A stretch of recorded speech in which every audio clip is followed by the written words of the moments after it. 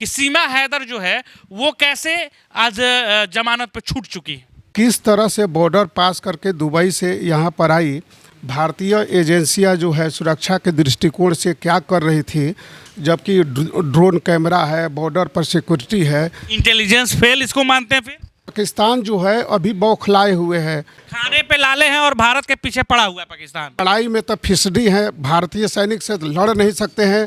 पाकिस्तान से आ गई भारत में, जो कि दुश्मन देश कहा जाता है, ना जांच हुआ, ना लाइव डिटेक्टिंग टेस्ट हुआ उसका, ना ब्रेन मैपिंग हुआ। आखिर कर क्या रही है भारतीय पुलिस? और ये भी सवाल है, बहुत बड़ा सवाल इशू उठ रहा है, जो कि सीमा हैदर आई है पाकिस्तान से यहाँ, तो क्या सजा मिल सकती है, कौन सा एक्ट लग सकता है? बहुत सारे लोग कंफ्यूज होंगे कि आखिर जमानत मिल गया, कैसे मिल गया, अब सजा क्या हो सकती है। तो सुनिए वकील साहब से, बताइए सर। जमानत देने वाला जो है नहीं है, गैर जमानती है। और जमानत कैसे मिल गई?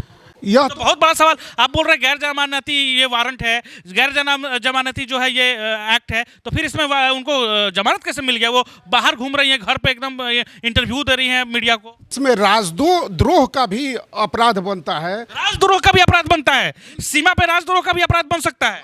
फांसी की भी सजा का प्रावधान है। फांसी भी हो सकती है सीमा पर? बिल्कुल, इस सीमा को फांसी भी हो सकती है, राजद्रोह का भी केस लग सकता है। तो भैया सुन लीजिए कि आखिर उन्हें फांसी कैसी होगी, सीमा को आखिर फांसी की सजा कैसे हो सकती है? चलिए सबसे जानते हैं। सात समुंदर वाला प्यार आपने खूब सुना होगा, आज हम आपको पबजी वाला प्यार बता रहे हैं।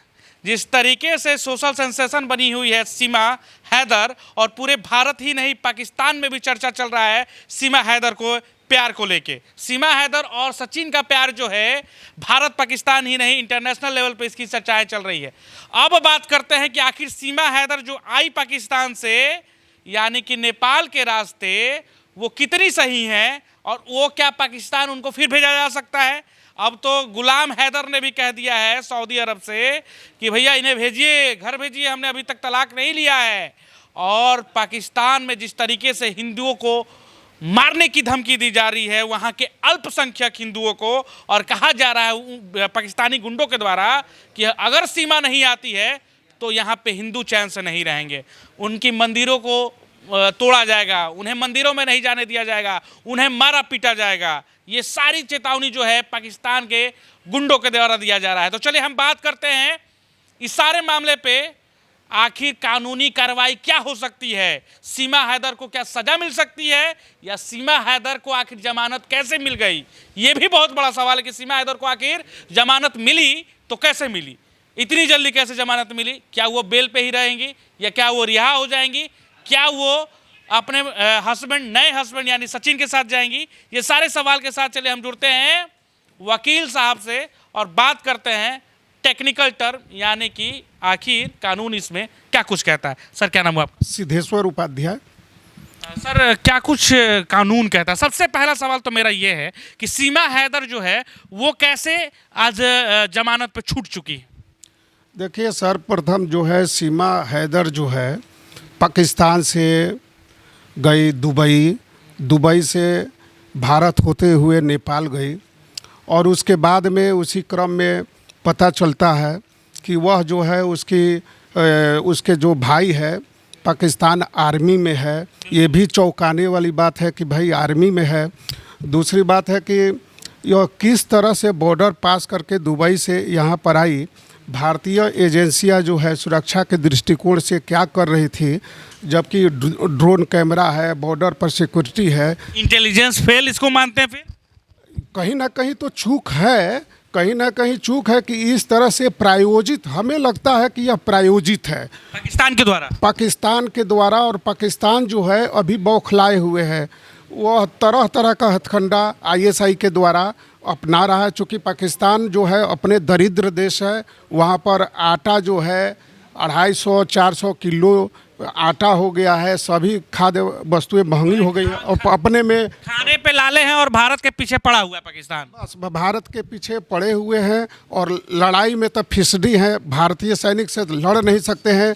तो अपरोक्ष रूप से यह जो है आतंकवादियों के माध्यम से हो सकता है कि इसमें सीमा भी इन्वॉल्व हो, और वो मोहरा बनी है या बनाया गया है आईएसआई के द्वारा, और इस तरह से भारतीय सीमा में भारत में प्रवेश करते हुए वो नेपाल गई। यह षड्यंत्र हो सकता है।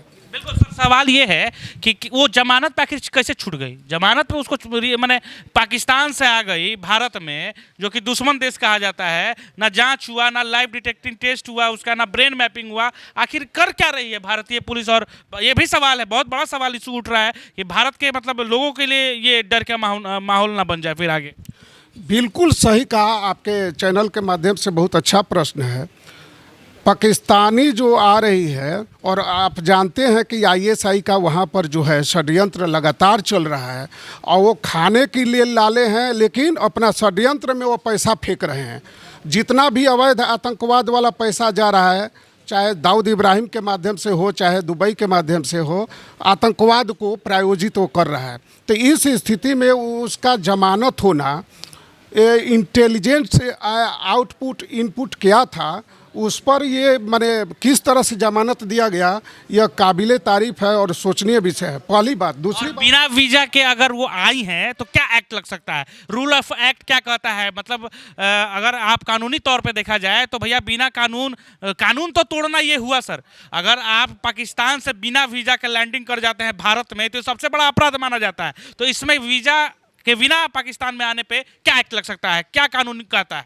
देखिए, बिना वीज़ा के अंदर आप प्रवेश कीजिएगा, वो भी ऐसे देश जो हमारा शत्रु रहा है, उस स्थिति में आपको कानून के अनुसार 2019 में द फॉरेन एक्ट बना है और 1946 के तहत उसमें कार्रवाई का प्रावधान है। इसमें जो है भारतीय दंड संहिता जो है, ध्यानपूर्वक सुनिएगा, वकील साहब जो है बता रहे हैं कि कौन कानून और कहाँ कानून लगेगा और कैसे एक्ट लग के क्या क्या हो सकता है। तो ध्यानपूर्वक सुनिएगा। सीमा हैदर आई है पाकिस्तान से यहाँ, तो क्या सजा मिल सकती है, कौन सा एक्ट लग सकता है? बहुत सारे लोग कंफ्यूज होंगे कि आखिर जमानत मिल गया, कैसे मिल गया, अब सजा क्या हो सकती है? तो सुनिए वकील साहब से, बताइए सर। तो इसमें जो है आपको भारतीय दंड संहिता के तहत 188, 259, 270, 120, 271 के तहत जो है जमानत देने वाला जो है नहीं है, गैर जमानती है। और जमानत कैसे मिल गई? यह तो बहुत बड़ा सवाल। आप बोल रहे हैं गैर जमानती ये वारंट है, गैर जमानती जो है ये एक्ट है, तो फिर इसमें उनको जमानत कैसे मिल गया? वो बाहर घूम रही हैं, घर पे एकदम इंटरव्यू दे रही हैं मीडिया को। इसमें इंटेलिजेंस का जो है आउटपुट इनपुट के अनुसार होना चाहिए था। अब इसमें क्या होगा क्या नहीं, लेकिन बिना वीज़ा के प्रवेश जो है यह अपराध है, और इसमें राजद्रोह का भी अपराध बनता है। राजद्रोह का भी अपराध बनता है? सीमा पे राजद्रोह का भी अपराध बन सकता है? बन सकता है। आईपीसी की धारा 124A के तहत राजद्रोह का अब ये हो सकता है। इसमें फांसी की भी सजा का प्रावधान है। फांसी भी हो सकती है सीमा पर? बिल्कुल। आज बहुत बड़ा ये इन्होंने जो है बहुत बड़ा जो है इन्होंने खुलासा किया है कि सीमा को फांसी भी हो सकती है, राजद्रोह का भी केस लग सकता है। तो भैया सुन लीजिए कि आखिर उन्हें फांसी कैसी होगी, सीमा को आखिर फांसी की सजा कैसे हो सकती है? चलिए सबसे जानते हैं, बताइए सर। बिल्कुल, इसमें आजीवन कारावास जो है 124A के तहत आजीवन कारावास या फांसी की सज़ा हो सकती है। अब इसमें इंटेलिजेंस जो है इसमें क्या कर रहा था, रॉ क्या कर रहा था, ये तो माने ऊपरी जांच का विषय है। और यह अगर पाया जाता है तथ्य तो निश्चित रूप से कार्रवाई होगा। हमें जो आर्मी में इसका भाई है उस एंगल से भी जांच करेगा, जांच कर रहा होगा। ये भारत सरकार पूरी तरह सचेष्ट होगा। एक सवाल ये भी है कि पांचवी पास बता रही है वो अपने आप को कि मैं 5वीं तक पढ़ी हूँ, और इंग्लिश ऐसे बोल रही है, लग रहा है कि वो पढ़ी लिखी तेज तरार है। उर्दू का जो है, उर्दू में बात ही नहीं कर रही है, वो जितने भी लैंग्वेज है वो हिंदी और इंडियन लैंग्वेज लग रहे हैं उसके। तो ये सारा कुछ क्या लगता है, वो सचमुच का मतलब ये है या दिखावा है, या वो मतलब वो सचमुच की पाकिस्तान के ISI से भेजी गई एक लड़की है जो कि आके भारत में कुछ ना कुछ कांड करने वाली थी? देखिए, पाकिस्तान का जहाँ तक भौगोलिक, आर्थिक और सामाजिक जो है शैक्षणिक व्यवस्था, उसके अनुसार 5वीं कक्षा जो पास है ना, इंग्लिश नहीं बोल सकती है। वो तो खाने के लिए लाले हैं, वहाँ पर तो भेड़ बकरी जैसा वह कट मर रहे हैं। तो यह जो है इसमें जो है 5वीं कक्षा है और फराटेदार इंग्लिश बोल रही है, दुबई जा रही है, कहाँ से पैसा आ रहा है, दुबई से भारत आ रही है, नेपाल जा रही है, यह तो जाँच का विषय है ही।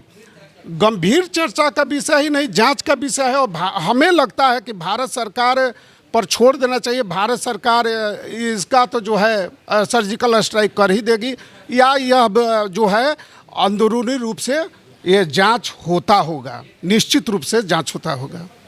अब जासूस मानते हैं कि सच में लवर है सीमा, आपको क्या लगता है?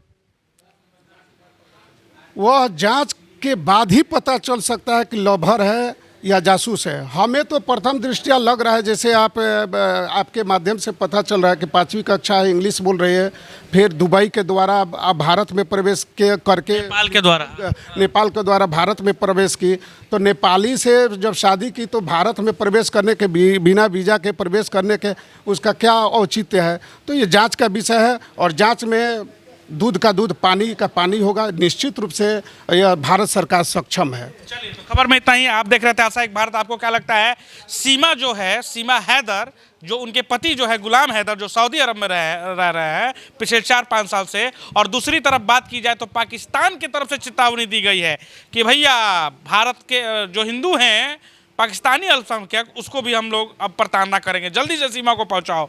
और सीमा कह रही है कि हम पाकिस्तान नहीं जाएंगे, मर जाएंगे, यहीं रहेंगे, सजा हो जाएगी, जेल में रहेंगे, लेकिन अब पाकिस्तान नहीं जाएंगे। खबर में इतना ही। आप देख रहे थे आशा एक भारत। टेक्निकल टर्म हम जानने के लिए आए थे। आपको कैसा लगा वीडियो, और आपको क्या लगता है सीमा क्या है? लवर, पबजी लवर है, सच्ची लवर है, या फिर आतंकवादियों के साथ मिली जुली और यहाँ पे आके षड्यंत्र कर रही थी? जय हिंद, जय भारत।